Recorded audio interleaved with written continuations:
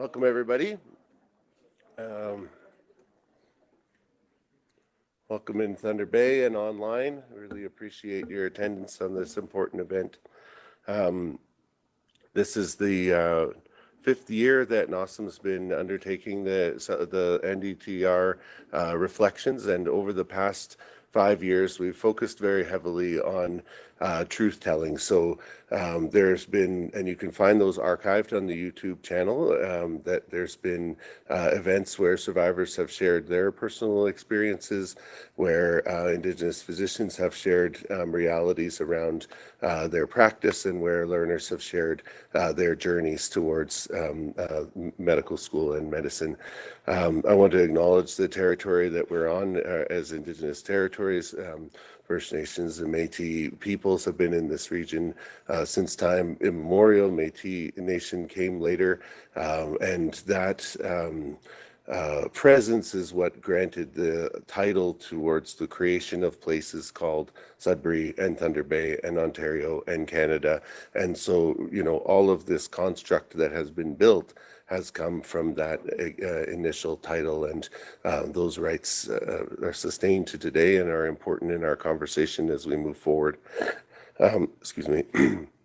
Our event this year also follows 2 weeks ago, the Canadian Medical Association apologized to Indigenous peoples for historic and ongoing harm through action and inaction. So we're going to talk a little bit about that today, and I hope that the learners here today understand that the best response is changed behavior.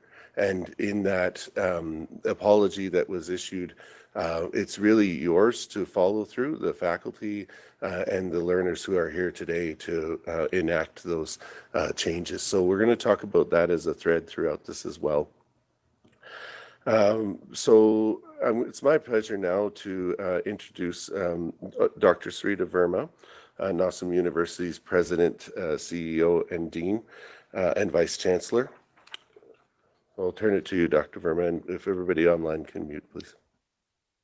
Thank you, Dr. LeBlanc, Miigwech, for your work and your leadership in this. Ani Boozhoo. It is Dr. Verma, and as I said in the chat, I'm in Ottawa as I head into my retirement in 4 weeks, and I am here on the traditional lands of the Algonquin Nation, which has actually continued to maintain its ownership, having never ceded.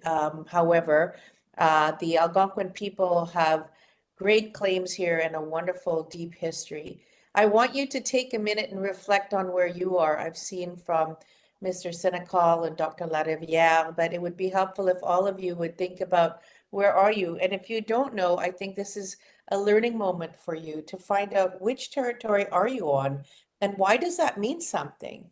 It means a lot, although there has now been a lot of discussion as to whether in fact the territory acknowledgement itself is starting to become less and less meaningful because everyone does it. So when you do it, the reflection is about what does that mean to your role in history, to everyone's role in this deep, dark time when we acknowledge the fact that residential schools were profoundly affecting our nation. And, the last residential school closed in 1996. So actually not that long ago. Survivors are around us, and we are impacted by what we have done and what we will continue to do. My great pleasure has been in actually trying to get NOSM and then NOSM University to do something to acknowledge what we have accomplished and what we are trying to accomplish. So I appointed Dr. LeBlanc as our inaugural Associate Dean, Equity and Inclusion. And under him were the important roles of the Indigenous Affairs Unit, Francophone Affairs Unit, but he's been leading our anti-racism strategy and our equity strategy. And because of his work, he's now been appointed, although he stays in his job at NOSMU, as the inaugural Vice President of Social Accountability at the Association of Faculties of Medicine of Canada. And as he said, 5 years ago, which is since I started, we began acknowledging this particular day, even before the country decided to make it a national, they call it a national holiday in some places. We do not believe that this is like a holiday where you take the day off and then don't think about it. We believe that you should, if you're going to do something, it should be related to the particular activities that are available to you. We did put up a slide that said that there is a series of resources available to people, because today can be quite a trigger.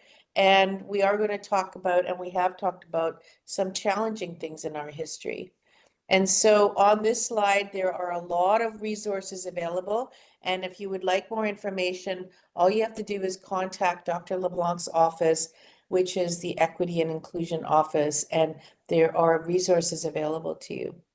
So as Dr. LeBlanc said, you know, at Nazem U in Greater Sudbury and Thunder Bay, we are located on Anishinaabe Nation, in the east at Atikameksheng and Wanapate First Nations, and in the west at Fort William. And we continue to embrace and acknowledge the elders and knowledge keepers who share their gifts and teachings with us.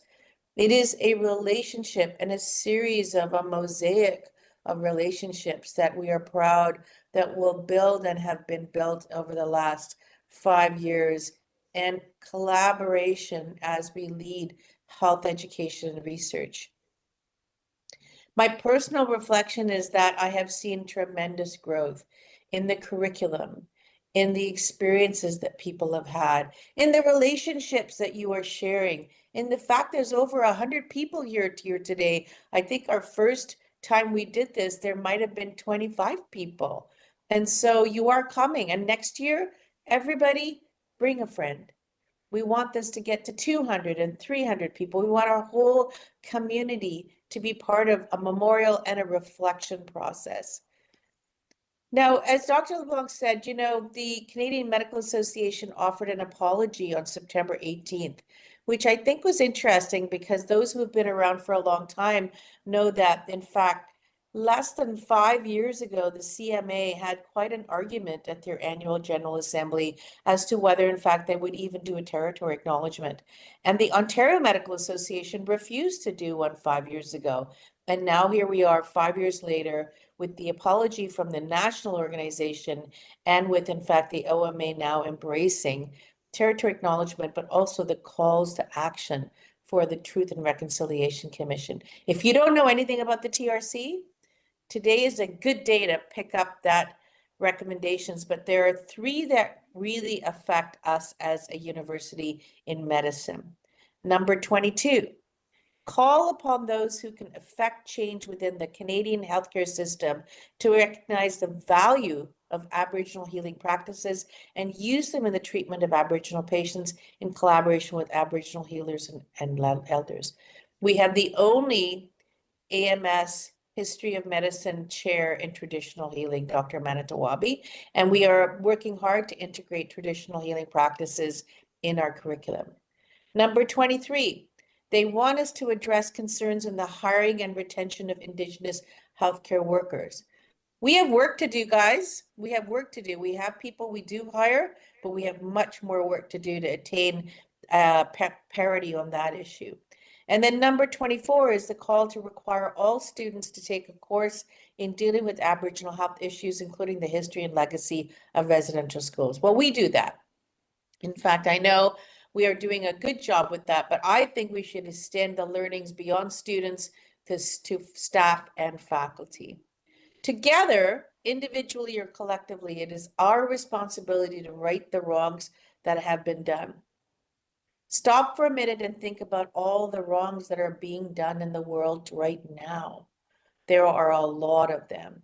And your job is to think about what you can do to make a change. And today, I hope you will think about a commitment to change and a commitment to doing rights instead of doing wrongs, fixing things instead of breaking them, and being part of a movement. We're looking for hope. We're looking for joy. We're looking for change, and we're looking for peace.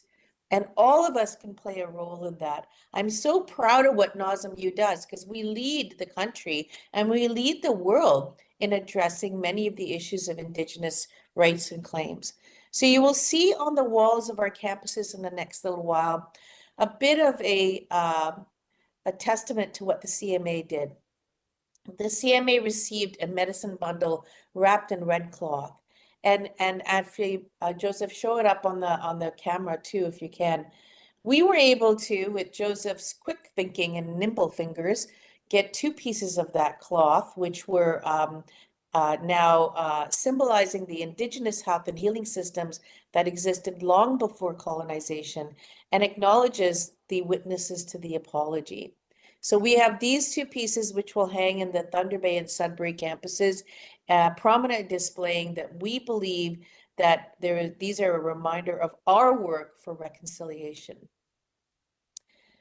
Finally, as this will be probably my last time to do this event, it is a meaningful day for me, as is the rest of the next month as I journey into the next part of my journey. But I remain committed to my cause of action, which is no matter where I am and what I do, I will speak about the people of Northern Ontario.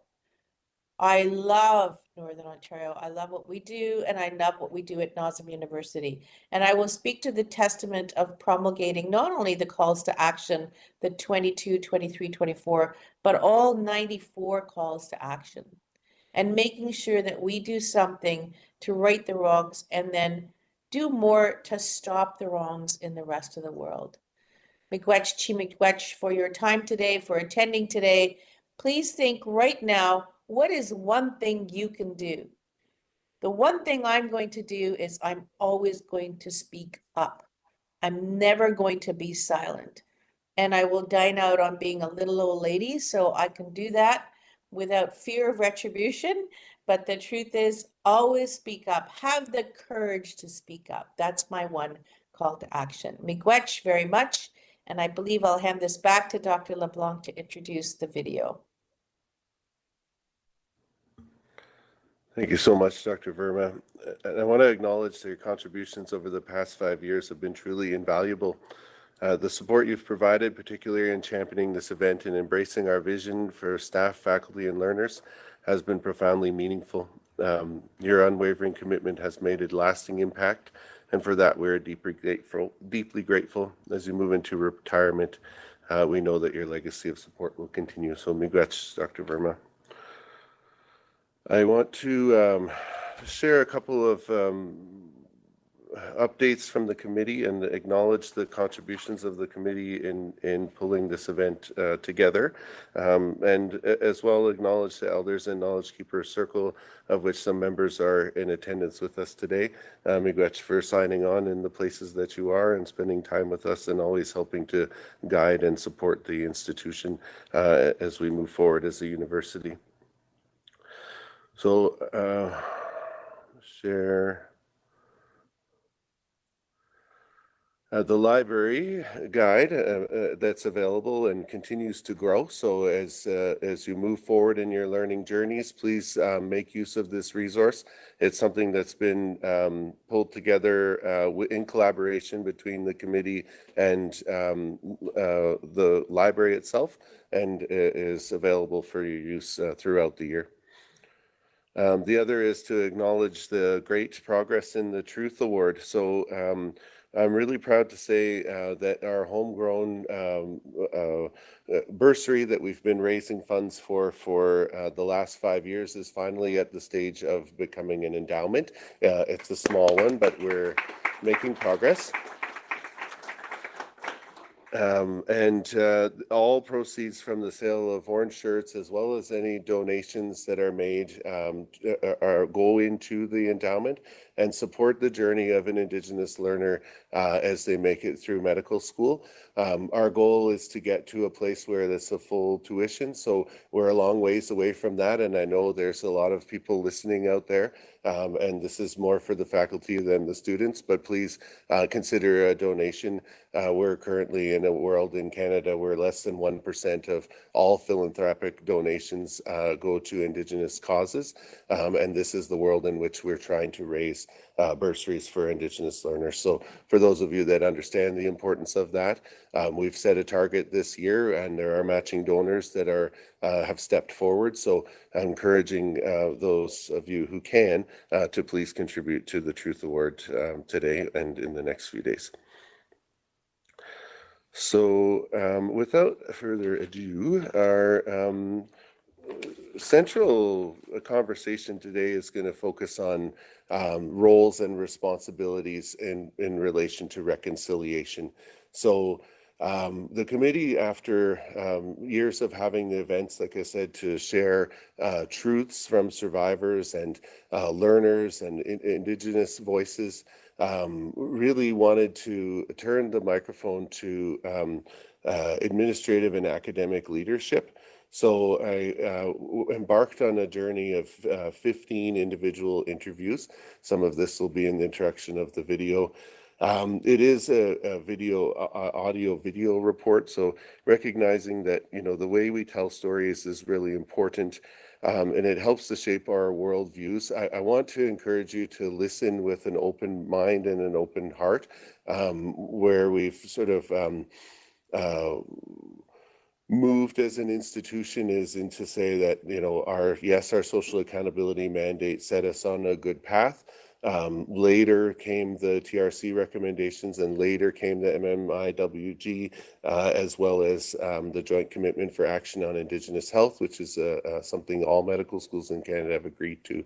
So we're here to do more work. So I'll turn it to the video. It's 55 minutes long. Afterwards, we're going to have a alumnus panel, again, to talk about those roles and responsibilities. But as Dr. Verma said, we're really asking you to think and reflect on your own role and responsibility, and there'll be an opportunity to do that at the end of today's event.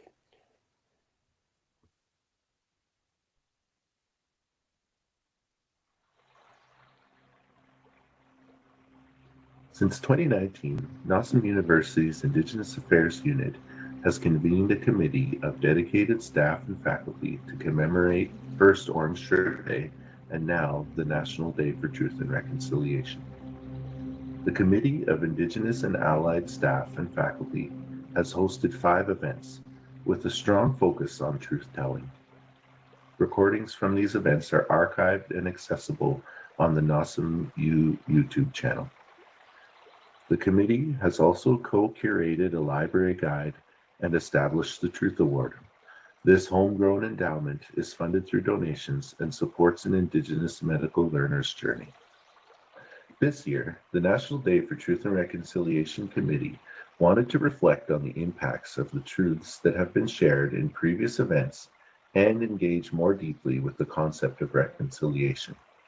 With this goal in mind, we have turned the microphone over to the diverse voices of our leaders, faculty, and alumni to hear directly from them on their roles and responsibilities related to the Truth and Reconciliation Commission's calls to action, specifically recommendations 22, 23, and 24.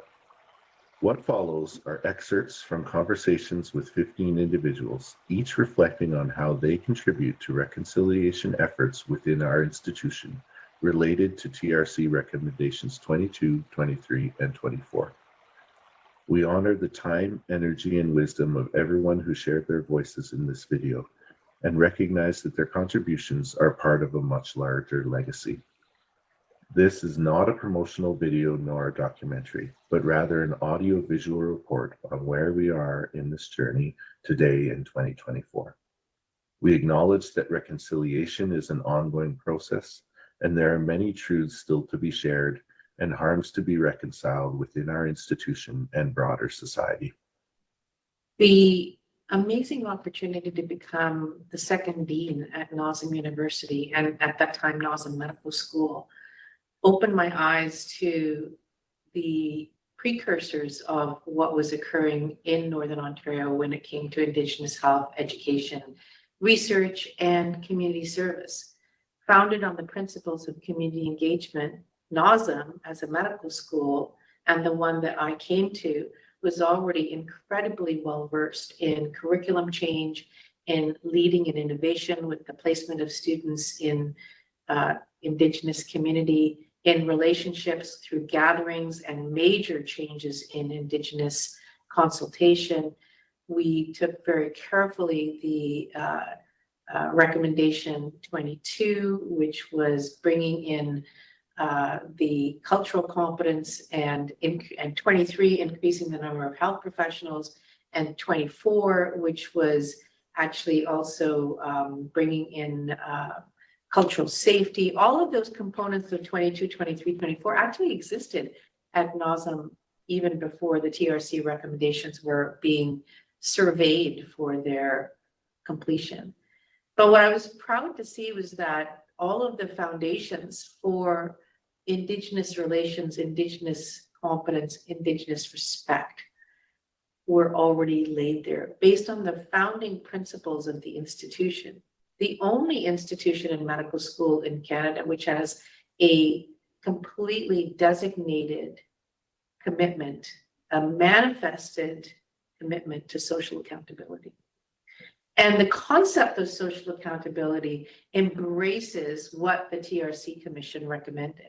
All three of those calls to action, in fact, many of the others, are embedded in our values of respect, inclusivity, collaboration, and truly committed to addressing the needs of Northern Ontario. We call upon those who can effect change within the Canadian healthcare system to recognize the value of Aboriginal healing practices and use them in the treatment of Aboriginal patients in collaboration with Aboriginal healers and elders where requested by Aboriginal patients. I think the biggest part in looking at Indigenous practice and Indigenous healing practices is creating an awareness and an understanding that our healing practices are based on Indigigaji.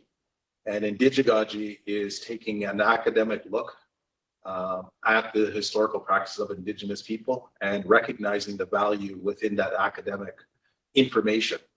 And one of the critical pieces to understand about Indigenous healing practices is that it's actually an engagement in science. When we look at science, in particular quantum physics, they use words in academia like energy, vibration, and frequency. And everything that we engage in as Indigenous people with our healing practices historically has been an engagement in that science, in that energy, frequency, and vibration.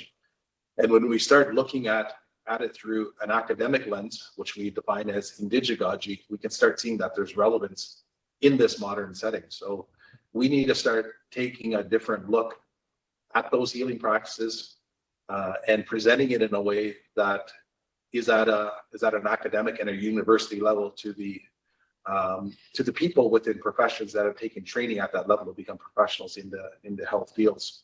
Our responsibility as First Nations leaders, as people in the healthcare system, and furthermore, as a school like NOSM University, I think there's a responsibility on anybody that's in the health field to look beyond the mainstream practices, which are referred to as just accepted practices within colonial structures, as being relevant in the modern times. So when the mainstream medical system starts looking into the various opportunities out there and taking down those barriers of colonial thought and academic thought and recognizing that there are many different paths to healing out there and being open-minded enough to realize that there are various opportunities and the body is a mystery. Healing is a mystery.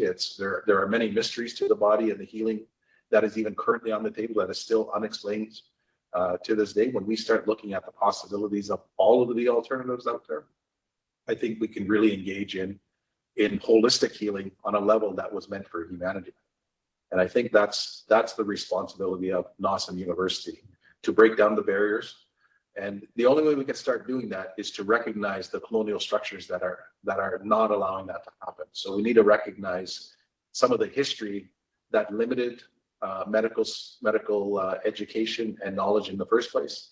We need to look at some of those advancements that have come about by being open-minded, and then recognizing that there needs to be a further open-mindedness to all of the possibilities out there. Indigenous health issues are integrated into NOSM University's postgraduate medical education curriculum throughout the entirety of their program, and in many different ways. So PGME at NOSM is separated into various specialties, each with their own academic program, all have some context-specific Indigenous health curriculum, including working with elders, community members to learn together, as exemplified by our public health and preventative medicine program and some of the really amazing work that they've been doing.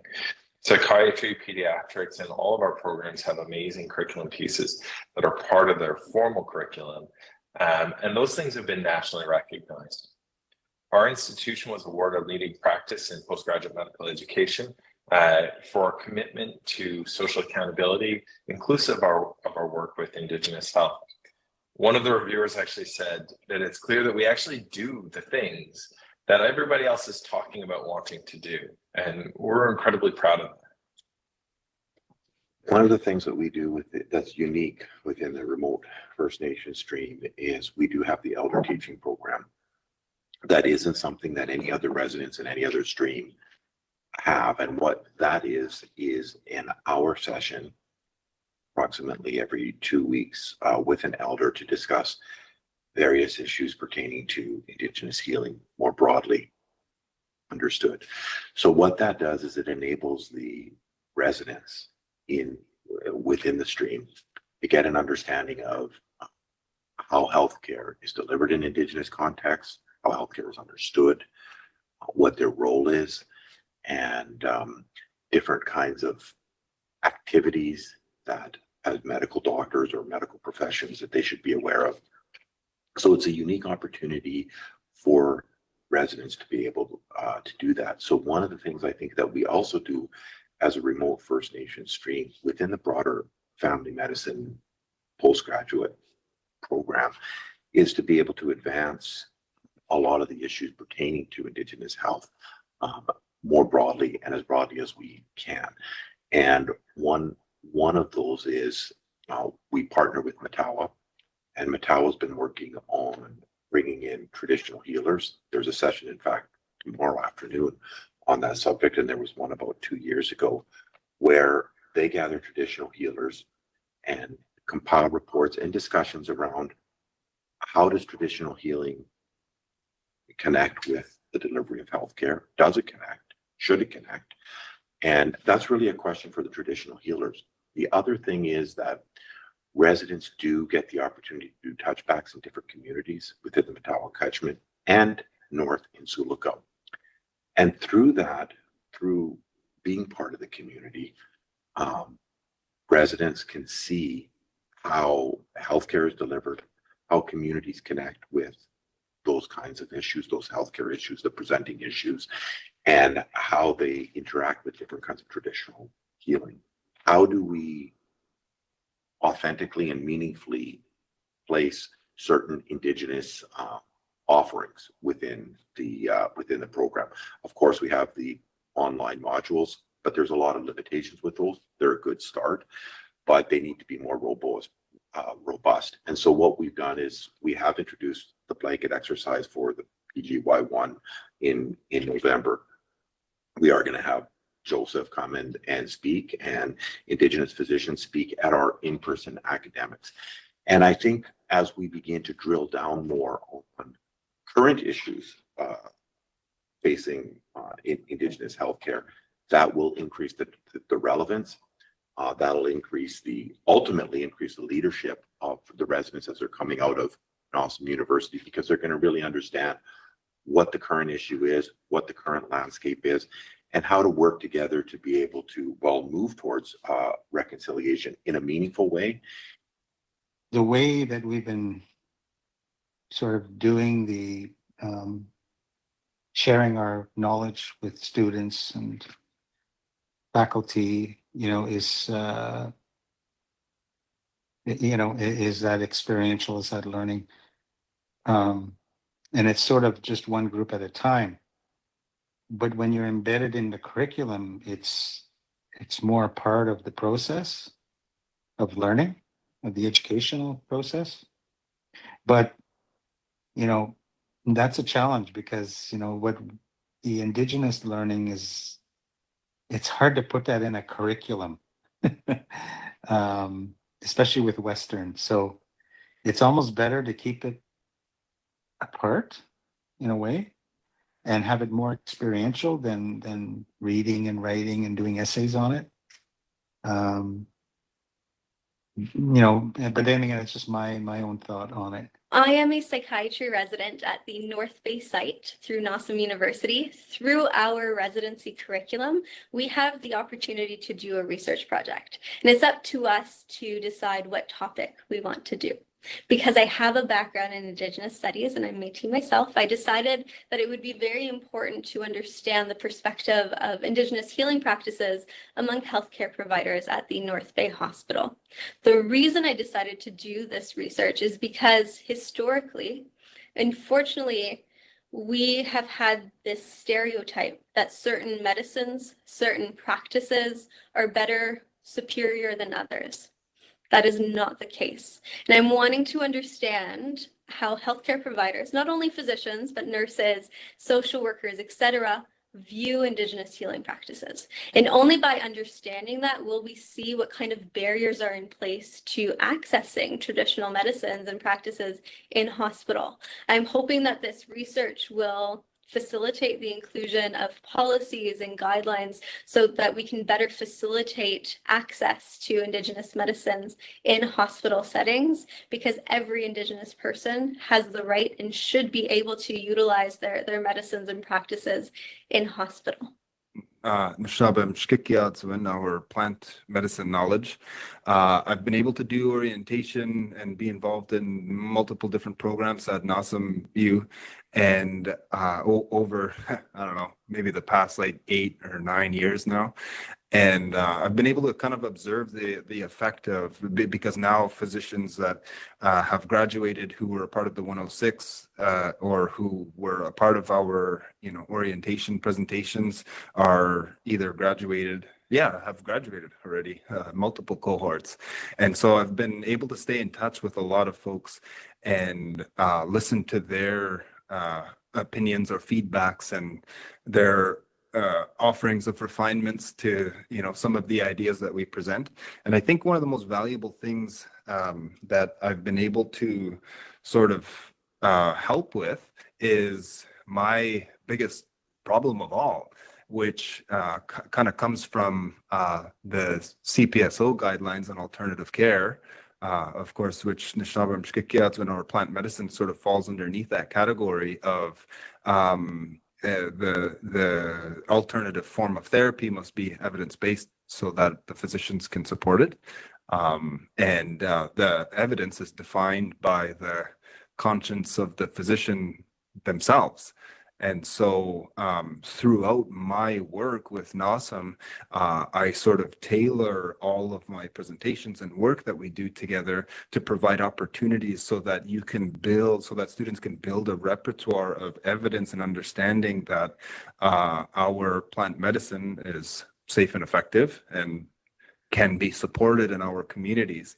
And now that we have multiple cohorts going out into our communities who are actually supporting the use of Nishnaba Mshkikiatswin, our plant medicine knowledges, there has been a really tremendous effect. And now we're sort of able to graduate this partnership or relationship to such a higher level of care and support.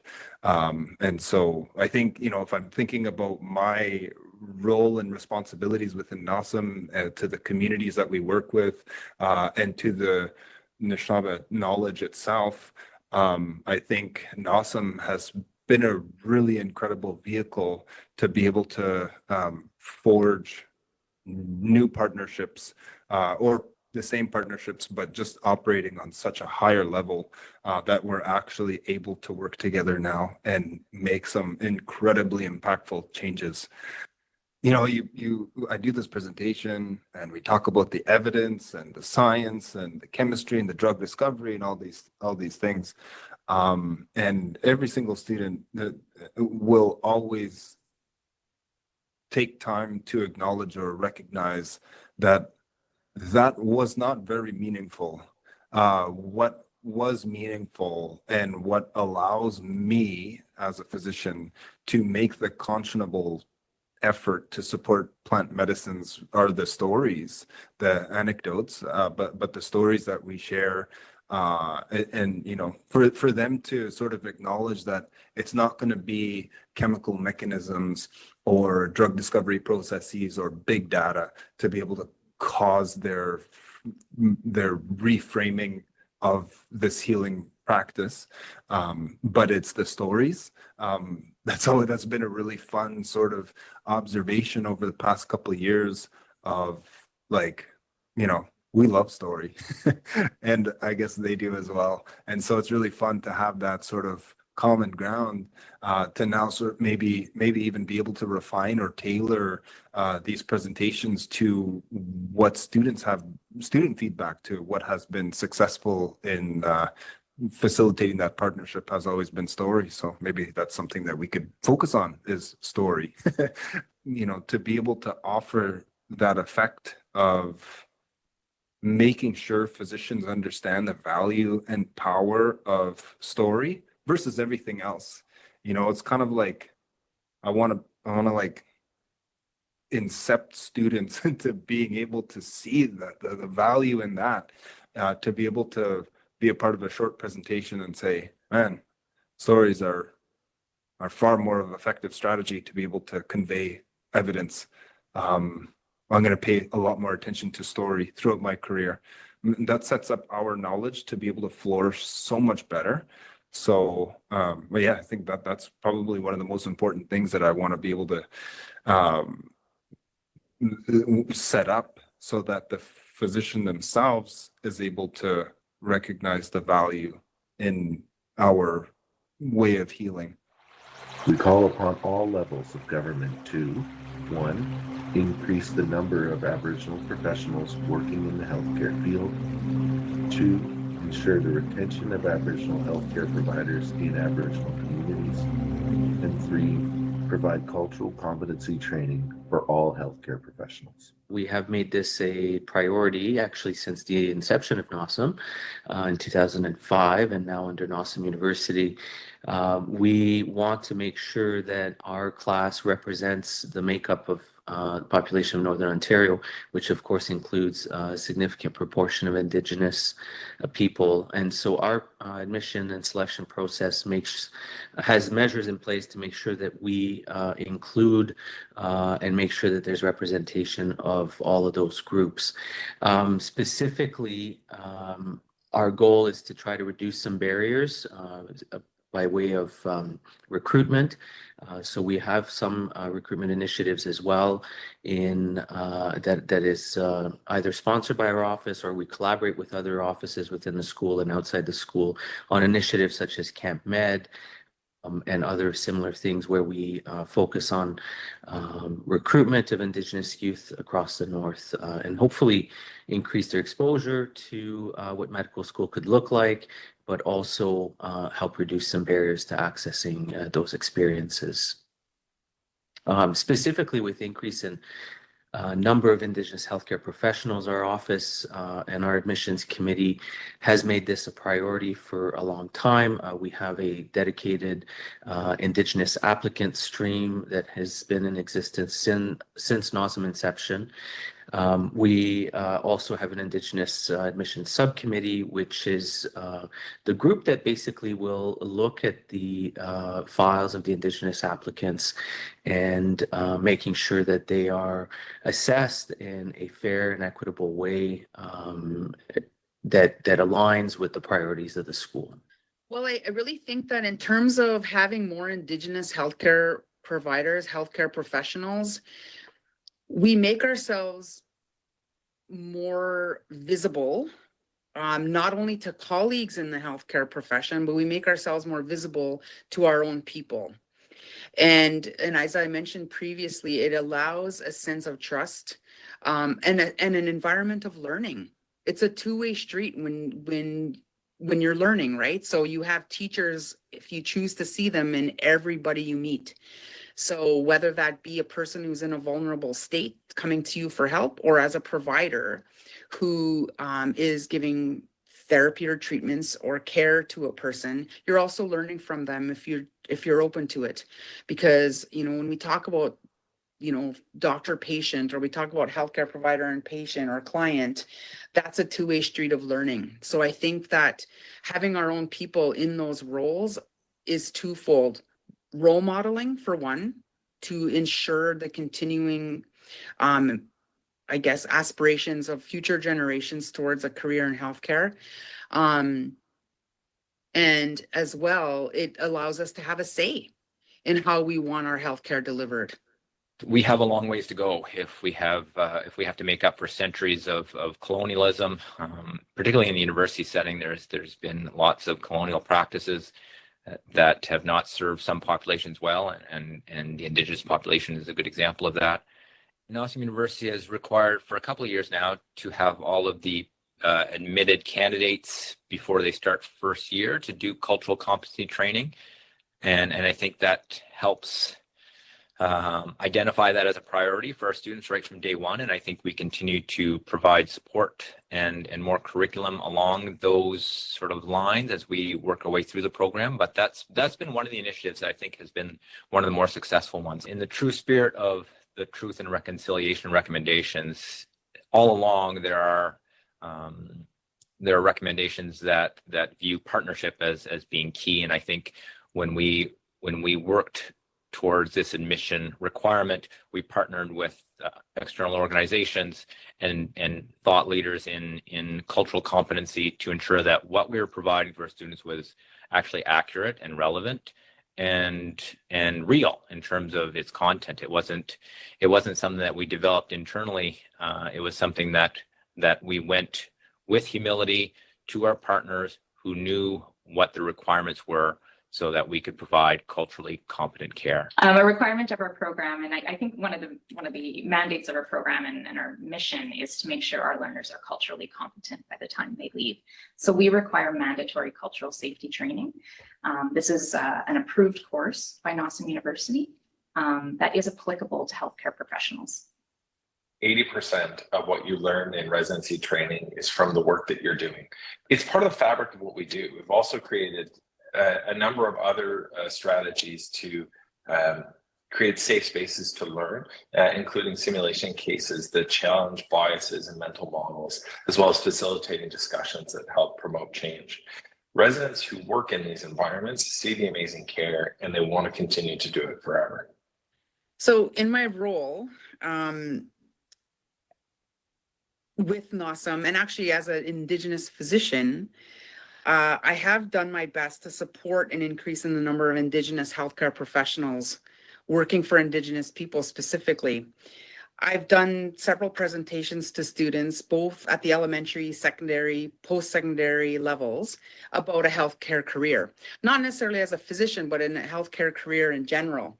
And I do this because I reflect back on my own path towards medicine. I actually attended a workshop when I was in high school that exposed me to different healthcare professions at the University of Toronto.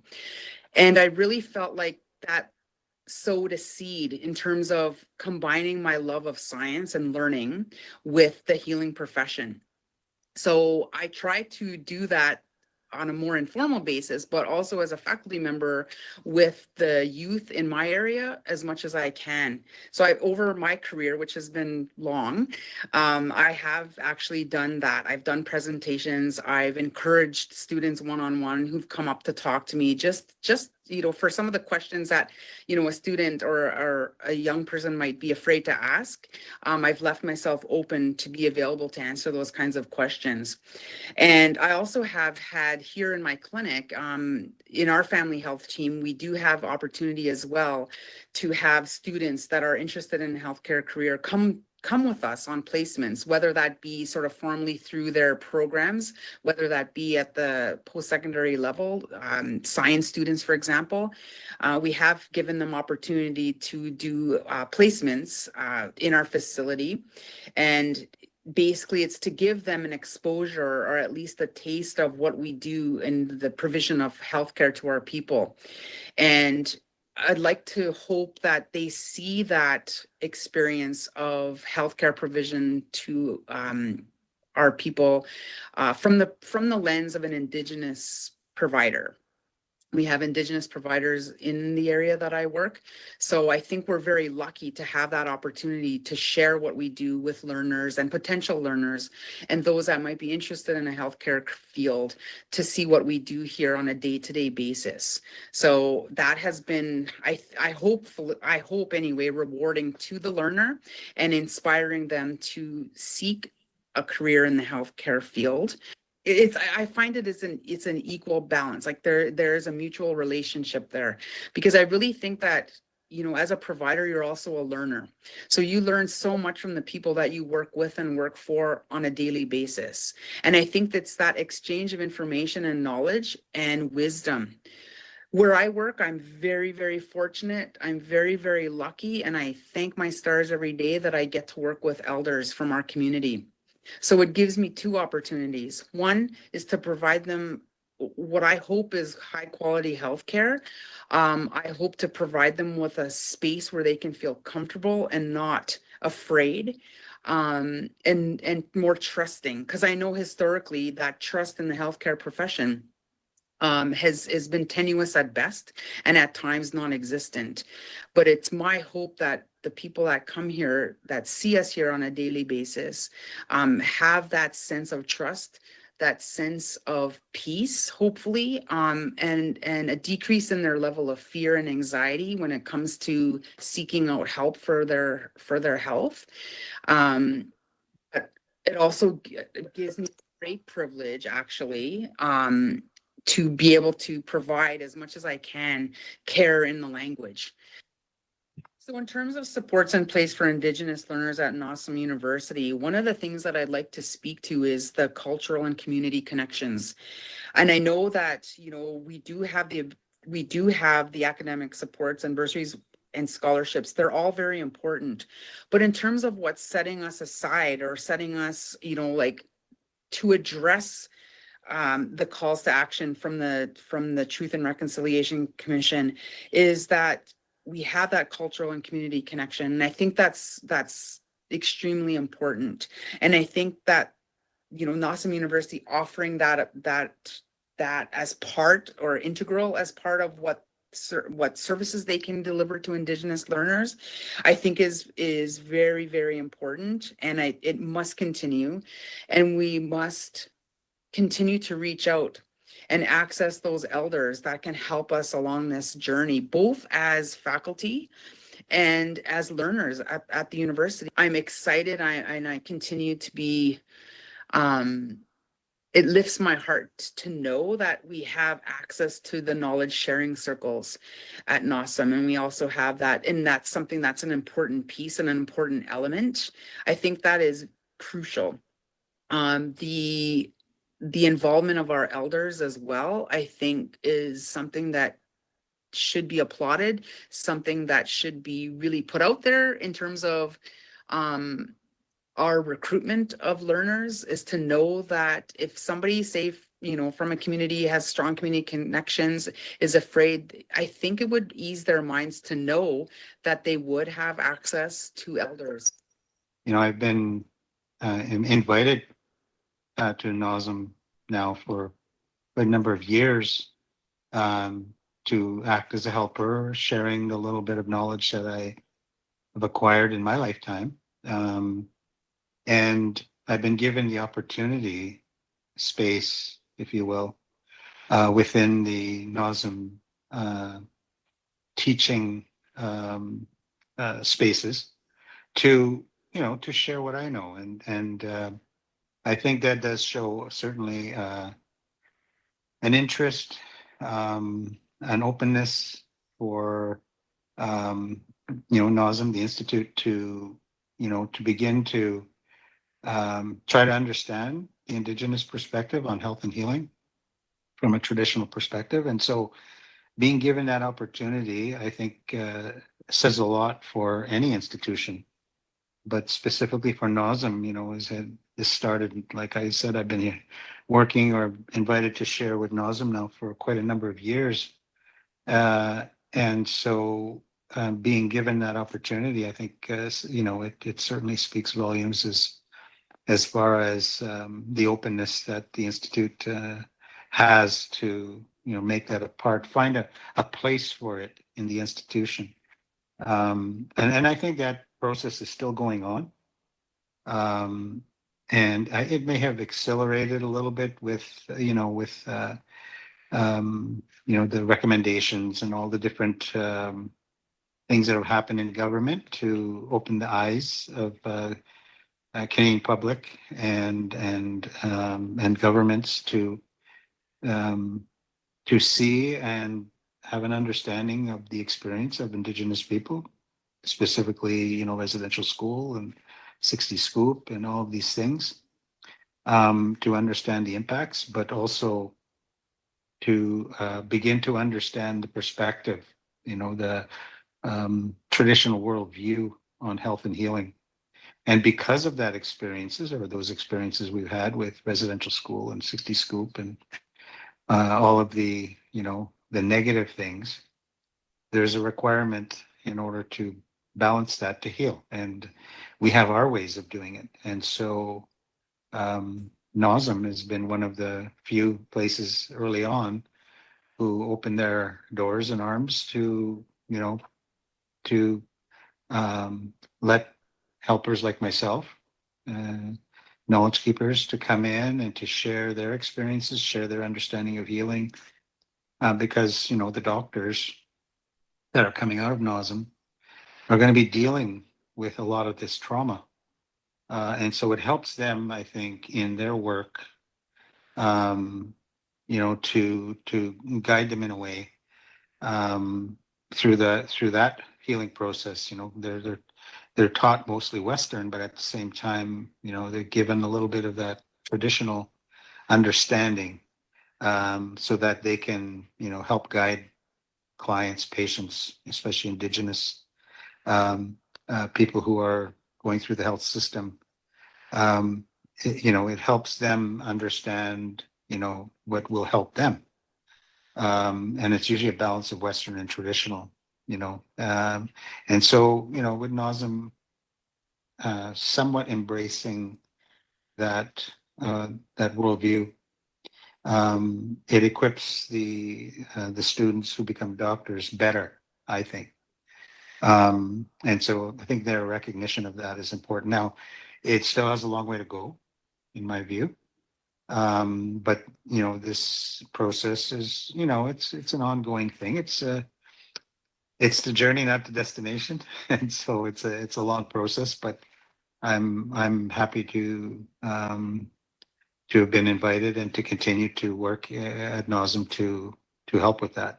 Northern Constellation and those gatherings of the doctors and the upper levels of the different not just NOSM but other medical or health facilities, and being able to share some of that with them is part of this, and a really important part, because they're the decision makers. They're the ones who guide all of those institutions, the schools, as well as the hospitals and whatnot. So having access to their attention, there for even briefly, is important. And so, being able to share something like the braiding, which is what I shared with them. We're always talking about mixing or blending, and that teaching around that is that blending, it muddies it up, but braiding, it's about wrapping different concepts or ideologies or teachings together. So they're separate, but they work together, and we're not blending them, we're not mixing them. So I think those kinds of concepts, and one of the challenges is when we're talking from traditional perspective, speaking in English and trying to convey that understanding to someone who is Western taught, that's a challenge, to be able to reach them and to say it in a way that they understand it from a traditional perspective. So, being given those opportunities to share, my attempt at doing that is important, I think. And so I'm really happy to hear when whether it's myself or one of my teachers or one of another knowledge keeper that shares something that seems to connect, brings us a little closer together, gives them a little more understanding. That those are important steps, and they may seem small, but you know they grow. You know, those little steps, they find it's like a seed that can grow in this whole process of finding balance between traditional and Western healing practices. And I think all of that, you know, is important. So, you know, I'm given the opportunity. I try to do my best to sort of convey what I understand and what I, you know, those teachings I've been given, and to try to translate them in that Western terminology, so that it could be understood at least partially, you know, maybe not fully, but partially. And you know, that to me goes a long way. And so having those forums to me is really important, that we're there and we're not there just opening and closing. We're there to take part, to have conversations, to share our thoughts, to respond to things that are said, you know, having that conversation, that those dialogues are really important. And you know, from my perspective anyway. Our application process is much the same for all of our applicants, but we do have a couple of equity seeking streams that have a designated pathway that they can apply through, namely the Indigenous applicant stream. Specifically for this stream, we have a couple of offerings that help the process and assist the applicants on their path to accessing medical school. One of the initiatives that we have jointly with the Indigenous Affairs Office is the Indigenous Admissions MMI workshop, which happens prior to the actual interview process through our application process. This is geared to help Indigenous applicants in understanding what the MMI format is and what the goals of the MMI interview is all about. In addition to that, we do have a number of designated seats for Indigenous applicants from Northern Ontario, and that number has been exceeded year over year, in that we prioritize not only those seats, but the entire applicant pool when we do our file review and our selection process. In addition to that, our Indigenous Affairs Office has been quite supportive of the work of admissions throughout the years, and they continue to be involved. They continue to be at the table of our admissions committee, and they also assist along the way after the admissions process is completed. We call upon medical and nursing schools in Canada to require all students to take a course dealing with Aboriginal health issues, including the history and legacy of residential schools, the United Nations Declaration on the Rights of Indigenous Peoples, treaties and Aboriginal rights, and Indigenous teachings and practices. This will require skills-based training in intercultural competency, conflict resolution, human rights, and anti-racism. I think the challenge is that each of these topics could be a whole year course. So the challenge is to be able to describe and help students understand the importance of all these kinds of initiatives, like UNDRIP, right? Like people think like, oh, UNDRIP, that just happened, and you know, United Nations just gave this to Indigenous people. No, it was like the result of, you know, decades of lobbying and writing and really pushing for the recognition of Indigenous rights internationally. So I try to provide that context for students that, you know, these are really hard worked for victories for Indigenous people. Like these don't just come out of the blue. These happen because of really hard work behind the scenes. So trying to you know, convey that to students and give them more context for understanding it. So those are more of the formal learning opportunities for students, but NOSM University does a great job of providing other learning opportunities. We have we often have guest speakers come in for lunch hour sessions. There's specific workshops that students can attend. So these are, I guess you might say, like extracurricular learning opportunities, but they're definitely there. And of course, the faculty, we do have 2 full-time Indigenous faculty who are available to answer questions as well. So once they're in the program, the students take part in a course called Theme 1, which is Northern and Rural Health. And that includes, of course, in Northern Ontario, a lot of Indigenous health topics and curriculum around Indigenous health. And so that's part of the structure of the course that runs through all 4 years.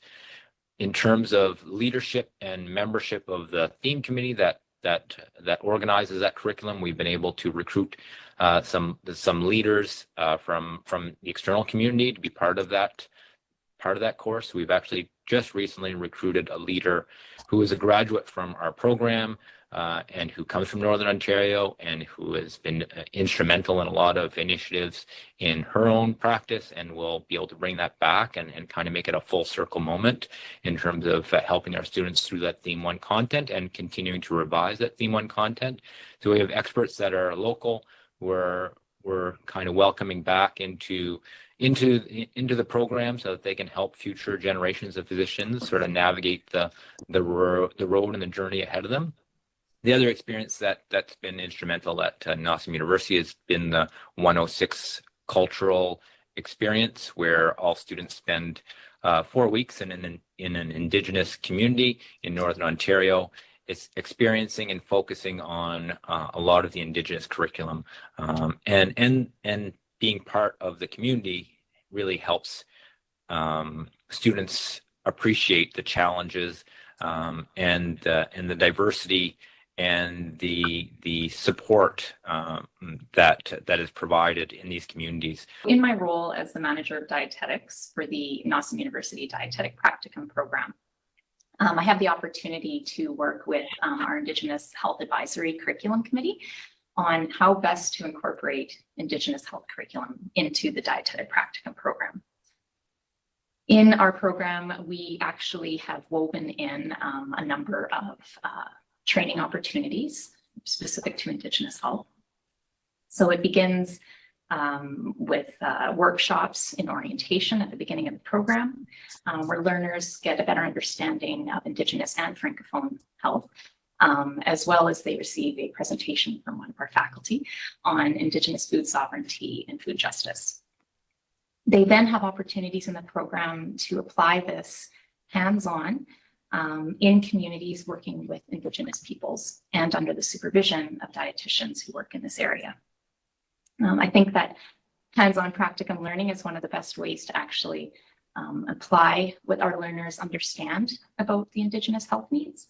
And then we wrap up the program at the end with an opportunity to learn about sustainable food systems and the perspective of Indigenous peoples on this topic. Again, with faculty from Indigenous Affairs that teach our learners, as well as dietitians who are Indigenous and work in Indigenous health. And then we ask them to reflect on what they've learned through the year and how it has adjusted their understanding and perspective to approach practice as a registered dietitian working in the North. And they actually do this reflection in a knowledge sharing circle with an elder. And of course, a feast of food, which all things with dietitians involve food. So I think it's a well-rounded curriculum. I was a part of NODIP, and my 6-week placement for the community portion was in a nearby First Nation. So I had the privilege of being there for 6 weeks and with amazing coworkers and community members. I was very shaped by this placement as a dietitian, but also as a coworker and a daughter and a sister and a mother now. I had the opportunity to attend ceremony with the medical learners and cultural events and community events. I got to do cultural safety training in community with some beautiful people. And I think those 6 weeks were one of the most impactful things I've done. And at the beginning of my career and throughout my career, it shaped me more than I feel like my 4 years of, education did in the university system. So Nossum University has been doing this since its inception. And how it does it is, I think, in a very unique way in that we don't have like a specific Indigenous health course per se, but Indigenous health is covered in 3 main themes, but themes are essentially courses. So there's theme 1 is rural and northern health. Indigenous health is also covered in theme 2, which is personal and professional aspects of medical practice. And then also theme 3, which is social and population health. So we call them themes, but they're courses. And so Indigenous people's health is covered throughout those 3 courses for sure. And there's different ways that Indigenous health is covered. So there's different types of sessions that are offered to students. So we call them whole group sessions, but essentially they're lectures. There's other types of sessions. We call it case-based learning. And these are essentially small group discussions. There's typically readings that the students have to do. And then during the small group sessions, there's a facilitator and about 8 students, and we go into quite a bit of detail and depth. So students are expected to be, to come prepared to discuss what they read about and also to learn from each other as well, based on, their different experiences that they bring to the table. So some of them are already health professionals. Some have, already some experience working in Indigenous communities or Indigenous organizations. So it's a really good opportunity for those really fulsome and rich discussions. So those are just a couple of the ways that Indigenous health is covered in Nossum's undergraduate program. One of our approaches to making sure that all of the residents who come through Nossum University understand the background and the history around the legacy of residential schools, the United Nations Declaration on the Rights of Indigenous Peoples and treaties, and Aboriginal rights, is through common curriculum where all of the postgraduate learners share sessions on Indigenous health and all of these aspects, as well as access to Hearing Our Voices, which is a online cultural competency tool that was created at Nossum University. And all of our postgraduate learners, regardless of what residency program they're in, have access to all of these resources and participate in the mandatory curriculum that we have. The university also emphasizes experiential learning, and where students, specifically in the undergraduate medical education program, are placed in Indigenous communities as part of their education and training. And one very successful example of that is the program includes a very successful 4-week integrated community experience, or ICE, in Indigenous communities, where the students have the opportunity to deepen their knowledge and understanding of Indigenous ways of learning and knowing. In addition to conflict resolution competencies, we also have a competency related to acting with sensitivity and humility with regards to working with diverse cultural groups. So the program, the Dietetic Practicum program, provides the framework for our learners to have these opportunities, but our learners are expected to demonstrate this at a competent level by the end of the program. So our dietitians are well aware of these competencies and provide those learning opportunities on placement, which are of course enhanced by the professional development workshops we provide on Indigenous and Francophone health curriculum, the mandatory coursework they're expected to take. But again, the variety of different opportunities working with Indigenous and Francophone peoples throughout our Northern Ontario communities. We've instituted an expert panel to review our curriculum, specifically with respect to diversity, equity, inclusion, anti-racism, and I think that will be helpful. But again, it's something that I would like to see us be able to role model a little bit more in the clinical years of the curriculum, and that's going to require a few more of our graduates to be present in that clinical environment. We still have a long ways to go, because in my role as an emergency physician, I see these issues in my day-to-day practice, and like anything else, it will take a little bit of a culture shift. And that's what these truth and reconciliation recommendations are all about, is changing that culture. And I think if we can educate our graduates so that when they're in the clinical setting, they can role model best practices and competency in care, then we will be getting closer to where we need to go. It's all about making sure that we role model things appropriately in the clinical settings, so that when our students enter the clinical settings, the things that they're learning about, in first year, second year, are reinforced. That there's not a hidden curriculum there that picks away at some of the things that they were taught, so that they don't continue in the same direction. I think NOSM does a great job of providing those opportunities for students who not only in structured learning sessions, but also extracurricular learning opportunities. I get calls from other deans and other presidents to say, what's your secret sauce? The secret sauce is this: it's in the people at NOSM University. It's the people of NOSM University that believe in the calls to action of the TRC. And they were already doing it even before the calls were put out. Finally, I think we need to be aware of the fact that the Truth and Reconciliation calls to action and the strategic plan of NOSM University align step by step. We are in step with what the TRC has asked us to do. We are leaders in some of it. We learn from others in other parts of it. And we have much more work to do when it comes to achieving the true value of those calls.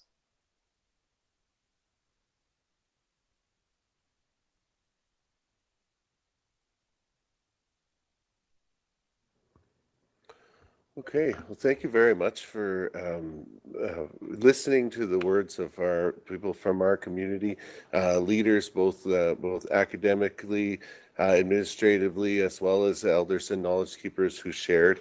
As was said, and a lot of wise words were shared there. I got the great privilege of interviewing these people, so there's a lot that's cut as well, and some of those will be put into a broader project that we're working on called Stuff Doctors Should Know. So you should see those videos come out in the next few months.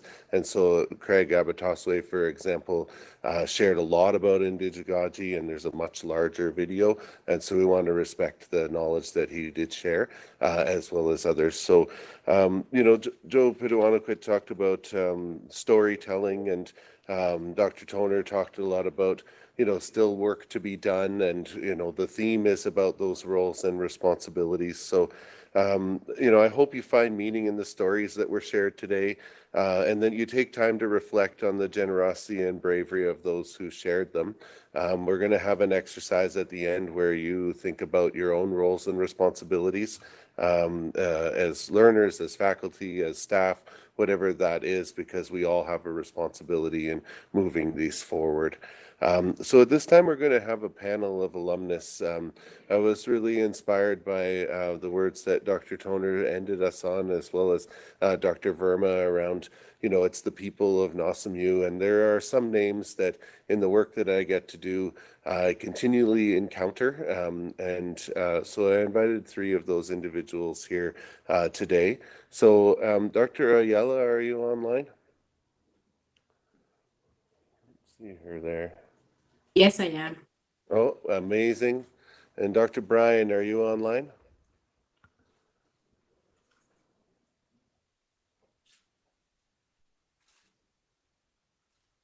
See him anywhere? Okay, Dr. Anawadi's here in person, so if you want to join us.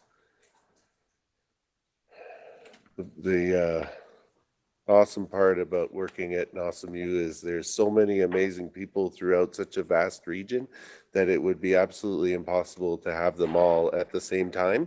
So this is in part the video, but also, you know, working with clinicians, and you'll all know as students, but faculty as well, that sometimes scheduling is very difficult clinically. So we're really grateful for the time that you've shared with us today.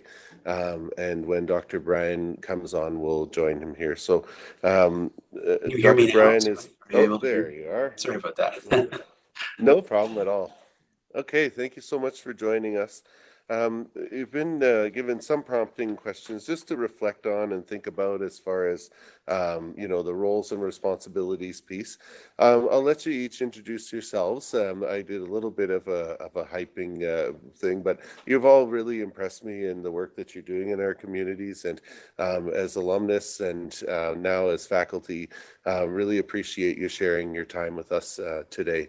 So why don't we start with the introduction here in the room, since you're right beside me. Dr. Anawadi, and then we'll turn to Dr. Ayala and then Dr. Brian.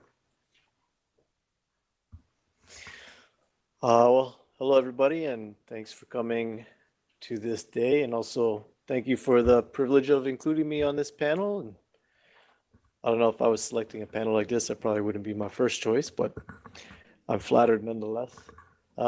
Most of you probably know a little bit about me, but you know, it wasn't that long ago that I was sitting in those seats with you guys, just like you.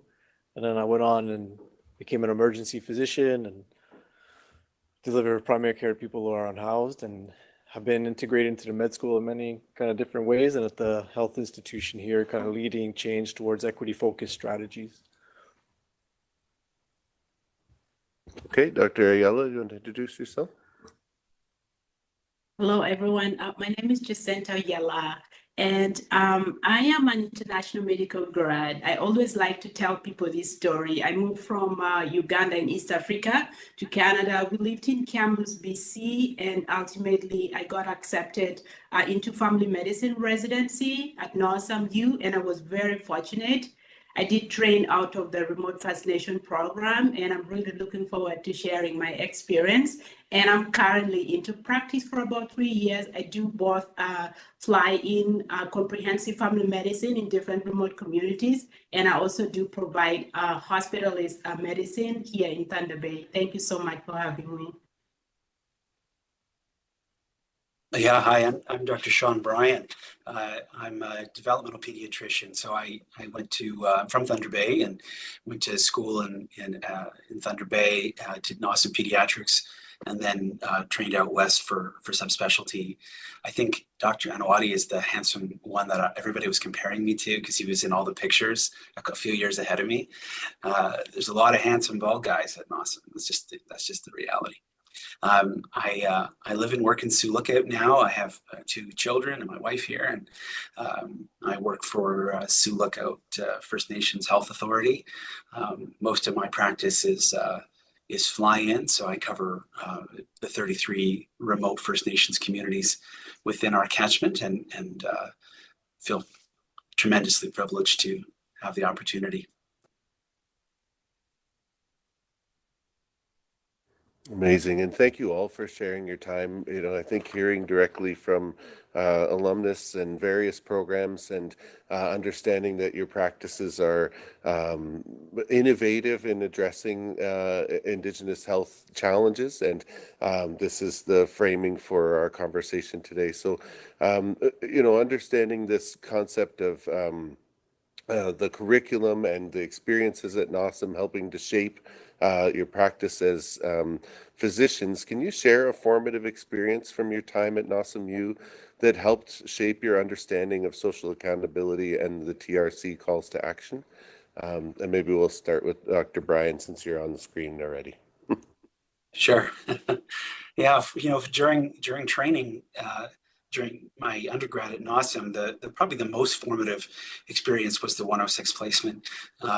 I went to Fort Severn, which is a faraway community, the furthest one north within my catchment area now. And I, even being from Thunder Bay, I thought I had a sense of some of the challenges facing Indigenous people, but it was a real eye opener for me then. The opioid crisis was really evident. I remember, playing with, some of the kids in the community in the evening, in an abandoned church. And I just remember feeling sort of overwhelmed by all of it. And it stayed with me. I was writing back and forth with Tom Terry, who was helping us back then, and he's now a neighbor of mine here in Sioux Lookout. And then now that I'm sort of having sort of a biphasic thing where now I'm early career working here, and actually met some of those kids from 11 years ago.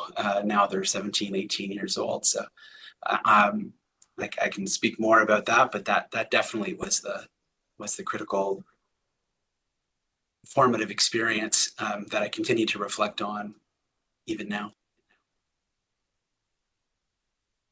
Thank you. And Dr. Ayala? So much. I think for me, I come from a different lens. As an immigrant, we moved to BC, and I was lucky. I did get a job actually with Kamloops Aboriginal Friendship Society while I was writing my exams. And my truth about Canada came so abruptly, and I was chasing the American dream, but I was wrong. So I met many people that were survivors of the residential school. I worked with some of the lawyers that were helping them settle their cases. And I think one specific case that really touched me, there was a young man that I was working with and supporting him also to find a job and get housing. We finally got a house for him. And I wanted to support him with the employment aspect. And I kept calling the housing place.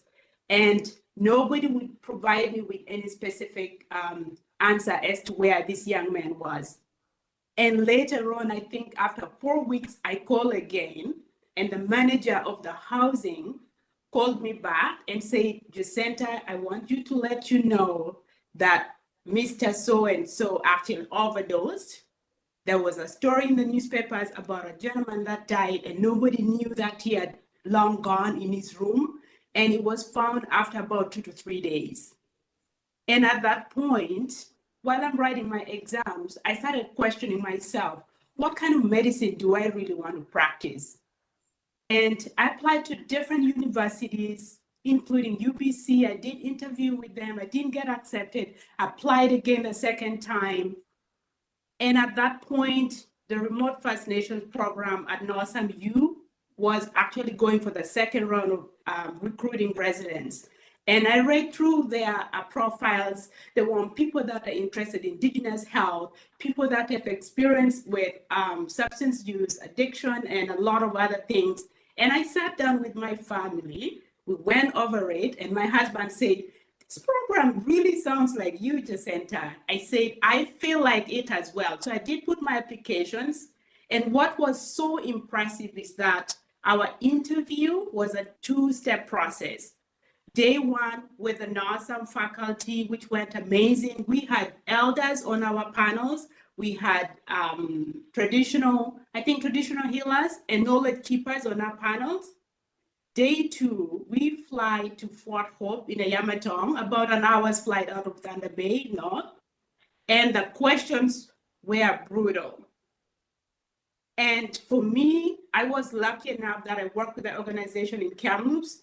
We were asked about what is intergenerational trauma, what are the 60s scoop, tell me about the medicine wheel. And I was fortunate within a short time of my stay in Canada, that organization gave me the gift to learn so quickly about Aboriginal people.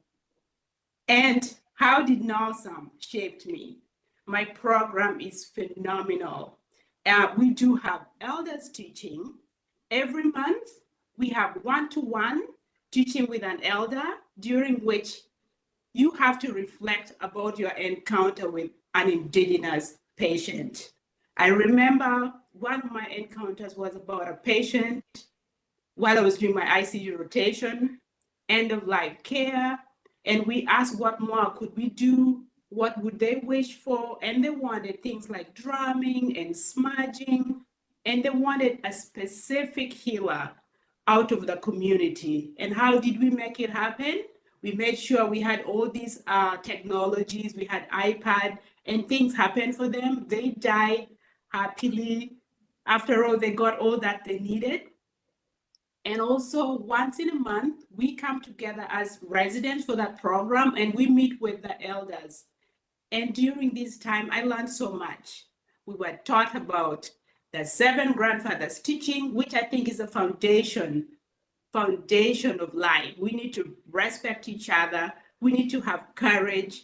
Just like today we are here, it takes courage to talk about certain topics. And I think it's about time we all have to be comfortable with talking about really tough things. And I'm so grateful for that. The other part of my training with NOSAM is that we have what is called a touchback. That means every so often we have to fly into the community with our preceptors. So I flew very many times over the 2.5 years of my program, going to Fort Hope and other communities. Every Thursday when I'm in Fort Hope afternoon, I am not in the clinic. I am up and about in the communities with a community liaison. I attended ceremonies for inaugurating new chiefs. I've seen the beautiful dances. I've gone blueberry picking. And sometimes it's in those bushes that I've learned so much that sitting in the clinic, just, with the 4 walls of the buildings, I enjoyed it. I went fishing, both during summer and winter time. So NOSAM has shaped me so much. I learned so much about social determinant of health. And sometimes just learning about housing. You have 4 generations of people sitting in one house, I learned about why people are using substances. I visited a cemetery. It tells the whole story of the community. So NOSAM has taught me so much, and it has impacted in me what social determinant of health looks like. So every time I have my patients in front of me, I have a bigger picture. What am I dealing with here? They have diabetes, but do they have food? Do they have the money? Do they have the housing, the coughing? What's going on here? Do they have employment? And at the same time, I come with humility. I do not know the culture, but I have to be open to understand. I also come with a trauma-informed lens because, as we've been saying here, we have some of these schools just closed in 1996 when some of us were in high school. So we have people that attended the schools, generations that have been impacted by this school system. So every time I think about social determinant of health for my patients, I think about being respectful to them and listening to their stories. And I have a lot of stories to tell about my patients, just advocating for them that I want my patient to go back to the community. We can't get a bed in Sulukout. We need to get a plane to fly this elder back home to be with their family. So I feel really, really fortunate and so blessed to be a part of our program and just making the little changes with my patients, sometimes just saying bonjour to them or miigwech, and they light up, they're so happy and they trust. And I know I keep going on and on because I have so much passion about this program. I think I'm going to stop here, Joseph. I'm sorry. I just love the passion. Thank you so much for sharing it. I'll turn to Dr. Anwadi with the same question. Yeah, thanks so much for that insight. I think, if you open up your mind and your heart to this stuff, you're gonna learn so much through your journey. I mean, the first thing for me that I had learned when I came to medical school here was, I don't know what they did with us in high school, but they didn't teach me any of that stuff about the 60 Scoop and residential schools and colonialism and the treaties. I had to learn all that in CBL when I was here. And it was a mind-blowing, transformative type of experience. The second really interesting experience that I had, one that I still carry very close to me to this day, was that 106 placement where I spent up in Fort Albany. And when we landed in Fort Albany, there was a flood that cut off the community, like the indigenous community, from like all the infrastructure of that area, the airport, the grocery store, the nursing station. And nobody wanted to cross that causeway. And it became almost like symbolic as my time went there. So I would spend time at the nursing station with these locum nurses or health providers that were there, listen to their consciously expressed biases towards members of the community. And sometimes I would speak up against that. And what that landed me was a bad evaluation from them. And, you know, in my experience there too, I was also reported to the dean of UME at the time as being unsafe in that community because I was getting out and going to play ball hockey on Wednesday nights at the school or do some volleyball or just going for a walk around the community, you know, on my own. And, you know, it was a fellow student that had kind of reported me as being unsafe because I was bucking the traditional way that she looked at that community. So, you know, those stayed with me. So I went through residency. You know, I went and sought out those experiences, and they were amazing opportunities to learn more. I remember taking helicopters along the west coast of British Columbia to places like King Combe Inlet and landing there to only find out that the community had been flooded one day and had all their communication knocked out, and nobody knew until we got there. And then spending some time in the Arctic up in Inuvik. So, you know, NOSM kind of put me on that path, and that continues with me today, like into my practice in medicine.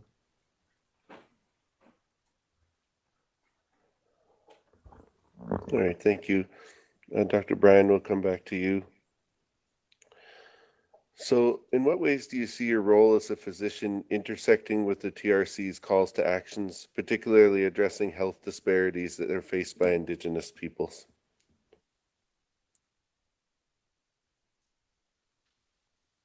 Yeah, well, you know, the relationships, the word relationship is central in the language of TRC, right? Reconciliation is about establishing and maintaining mutually respectful relationships. You know, more recently, people have been talking about this relational health, and nowhere is that more appropriate and true than in the North. It really is about relationships. It really does matter learning about somebody's life, their community, their culture. Situating them in context is critically important in my view. I think, you know, physicians and other types of providers are on the front lines, ideally situated as bridge builders. We need to push back against the racism in our society. We need to tell stories, win hearts and minds among people who choose to minded about Indigenous people. So it's an incredible privilege, and it's also a great responsibility. The truth is, you know, we learned about Maslow's hierarchy of needs in undergrad, and up north, we really are, unfortunately, working on that first rung of safety and security and food and love. You know, I'm a neurodevelopmental specialist, and, you know, how do we build strong brains? Well, it's all level 1 Maslow's hierarchy of needs stuff, right? It's such a contrast with when I was training in Edmonton, the challenges that we faced were just so different. And, you know, there's a lot of vicarious trauma. Like I'm 3 years in, and the vicarious trauma is real. The structural violence is real. There's a lot of hurt, a lot of loss and grief, and it can be overwhelming. And I have found it, I've been reflecting on how to remain outraged and not be complacent, but being well and able to be effective. How do we measure wins in a situation where the challenges are so nebulous? Are the metrics we use to define success elsewhere appropriate here? Are the tools and the so-called gold standards, are they actually that? I burnt out this past year, and I relapsed for what had been a stable substance use disorder. So this is real stuff, and this is real life. And it's raw. And I believe in practicing in a raw way, you know, and like my colleagues here, I encourage you to maybe not wear that white coat, and maybe put aside some of the trappings, the stuff that's meant to project an image, which you may come to recognize is colonial, and be yourself and let yourself feel those big feelings and think those big thoughts and cry, because some of these things are worth crying about, and to model that vulnerability for your learners and your colleagues and your children and your families.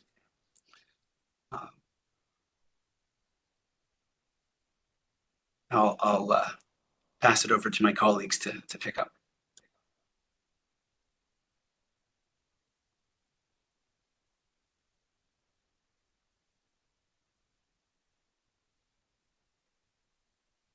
No, thank you so much, Dr. Brian. And I would honestly echo the exact sentiment that you've just said. Relationship is really key. I know I've only been going up north since 2018, but I've also learned that I can do better in terms of having consistency, for example, of healthcare professionals going to these communities. I tell people, can you imagine if you are having different co-workers every week? How would you feel? It would be a lot of adjustment. And sometimes you have a locum, and I understand the healthcare system is also struggling. So personally, what I've tried is I make sure I go to consistent communities so that I build meaningful relationships with people. People want to know me, who is Jacinta, and I have to tell them my full story. I tell them I have children. Sometimes they don't listen. I have to do A, B, C, D, and like that. And then they relate to that. As humans, we have so much that we can relate to, but sometimes I guess we don't really care so much. And I also, what I've learned is, in order for us to close the health gap disparities in these communities, we really need to be very strong advocates. I learned all the medicine, and I get excited about the different medications for treating diabetes.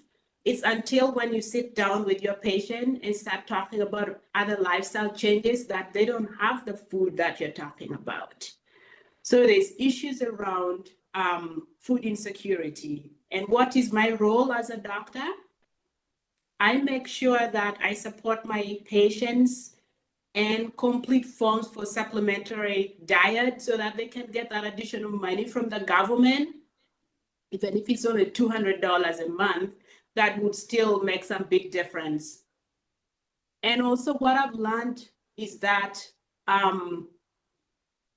we need, as clinicians, we need to collaborate with our political leaders because they create these policies and they implement them. For example, things around housing, around all these resources that the communities may need. And every time I'm with my learners, I talk to them about, you know, the equity box where people are watching either soccer or some kind of a game, and you have this little box or step stools that everybody has to step on. Some people, their boxes are way bigger. And I tell my learners, NIHB is your box so that your patients can go for their appointment. When you apply for disability credits for your patients, it's that little box so that they can get extra cash. And I think just collaborating with other organizations is really going to help, just beyond sitting in the clinic and prescribing medications. Otherwise, we are not going to really impact any changes. And I think for us now, SAMU, we are going the right directions, just making sure that we are creating generations of doctors that do have understanding of some of the issues that are pertinent to our communities. Thank you so much.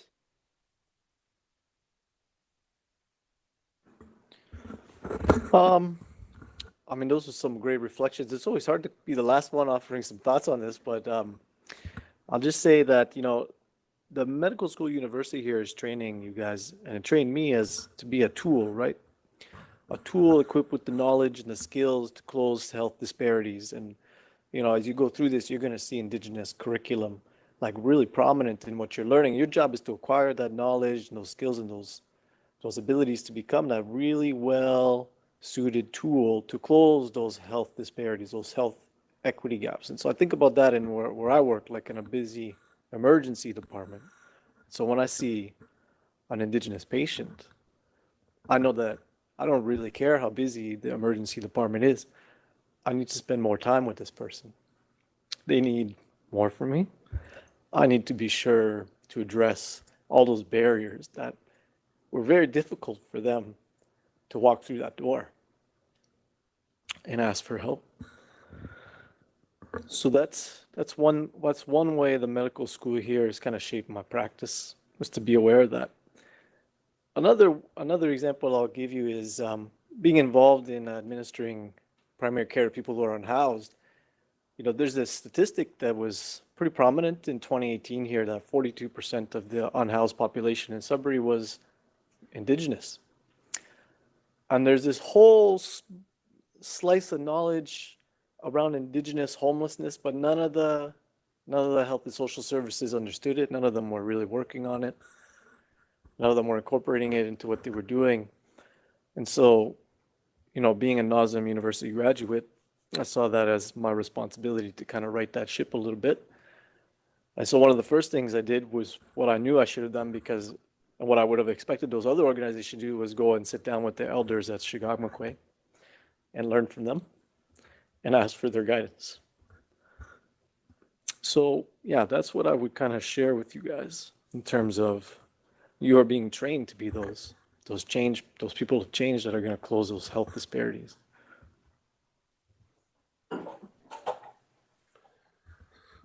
So that kind of got into my last question, which is around some advice for current NOSMU learners. So maybe we'll turn to Dr. Bryan and Dr. Ayala with the same question. We've got about 2 minutes each for a response. So, and then we'll wrap up with our closing exercise. So what advice would you give to current NOSMU students on integrating these values into their future practice? Why don't you go ahead, Jacinta? Okay, thanks. So what advice I would give to our learners, be open-minded, take interest in knowing people, be kind to yourself when you get it wrong, because you're going to get it wrong, which is okay. It means that you just have a lot of room to learn. Be compassionate, be kind. Just know that as human, we are all connected. It doesn't matter whether you're Black or white or Indigenous or you're rich or poor, we all have same common problem. And please be a strong advocate for your patients. If they need an MRI and Thunder Bay MRI machine is down, if they have to go to Toronto, advocate no matter what. If they need a bus pass, advocate for it. If you feel like they need some funding support, advocate for it and just make sure they get what they need. And that is truly what a real physician is supposed to be. We have a big duty to advocate for our community, and please look after yourself, be kind and be gentle. It's a hard work, and just know that it's going to be uncomfortable. It's okay. It will be okay. You have great leadership, tap into their experiences, into their, their wisdom. We have elders. And I think it's going to be all right. And thank you so much for having me.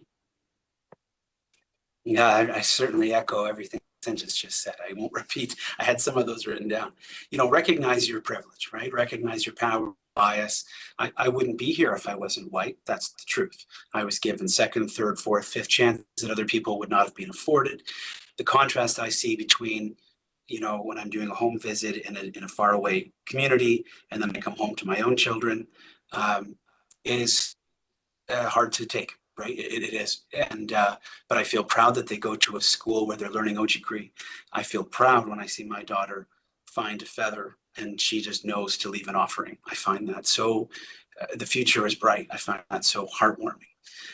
Recognize that you're a colonial influence, right? Based on the pedagogical nature of learning Western medical science, right? We get the questions that we ask, and the colonialists have been asking the questions. So be careful when you retreat to a place of evidence-based this or that. There's lots of ways of knowing. And so, you know, ways of knowing is an important concept to reflect on and learn more about. The paternalistic deficit-based model of Western science, what's missing, what's weak, what's wrong, what's abnormal, contrasts a lot with the more, in my world, the social models of disability that focus on participation and activity, on a mismatch of needs and environment. And that's much more aligned with the reading I've done on the theoretical frameworks for you know, Indigenous worldviews. I think that fits a lot better. So, you know, speak less, say more, be more comfortable with silence. Don't be like me and just talk and talk and talk, you know, but be careful about taking your urban approach and just trying to use it in a transplanted way. It just doesn't work. The work I do here looks so different than what I trained in. Learn the rules like a pro so you can break them like an artist. There's differences in the way time is perceived. There will be people celebrate and grieve. Be vulnerable, be yourself, and show up. I mean, reconciliation for me is that process of leaving, like we're going to Webquay tonight, we're going north, we show up. That for me is very meaningful. It makes me feel like I'm doing something. Give yourself permission to be a beginner. You don't have to know it all. Really reflect on the concept of repair and healing. Again, that really evokes for me reconciliation. Don't close your mind off to what kind of practice you can have, especially at this point in your training. Imposter syndrome as a person was real for me. It certainly was there in medical school as a clinician, and now I feel it as an ally. I want to be an ally. What does that mean? I feel inhibited to even share here because I don't feel like I have perspective. I don't know. I'm so early in my process of understanding all this stuff. How do I use my voice to influence without reinforcing colonial systems? How do I practice in a way that works for Indigenous people? And like Dr. Wakagijic said in the video, you know, two-way learning. Like, don't go in there thinking that you have the answers as an outsider. Research the concept of positive deviance, the idea that the solutions exist in communities. And trust yourselves, okay? Because you're so ready for this. And practice is such an incredible privilege, and working with Indigenous people is amazing. And I'll never do anything else. Everything else would be so boring compared to what I get to do now. I think I'll just leave you guys with this. I mean, you guys are really lucky, like, to work in healthcare. And healthcare is a special place where you can keep at the heart of what you do this idea of equity. And always remember that, you know, high quality care is the right of everyone. It's not just the privilege of a few. And that should be free from racism or discrimination of any kind. I want to say Chimigwech to all of our panelists. I really appreciate your honesty and vulnerability. And one of the teachings is that, you know, the hardest road to walk is the 8 inches is the road between your heart and your mouth. So I really appreciate all of you walking that road with us today and sharing your truths and your experiences. So today we heard about the CMA apology. I encourage you all to read the text of that as it gets mounted in the university. We also heard about from NOSM's diverse leadership, both academic and administrative, about their roles and responsibilities, as well as some alumnus and faculty on their roles and responsibilities. Now I invite you each to take a moment to reflect on your own roles and responsibilities in this journey. Take just a moment to do that.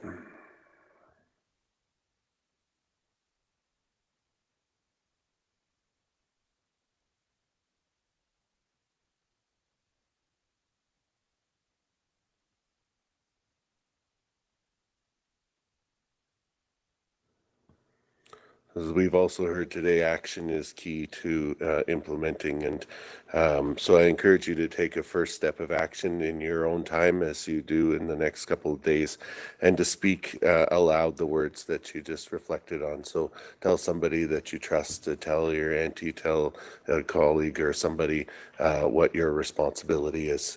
Miigwech, thank you so much for coming today. I encourage you to engage with the NDTR library guide.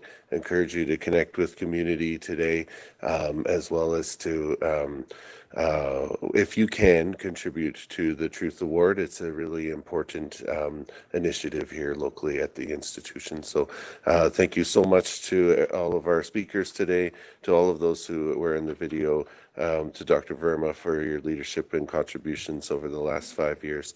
And thank you all. Miigwech.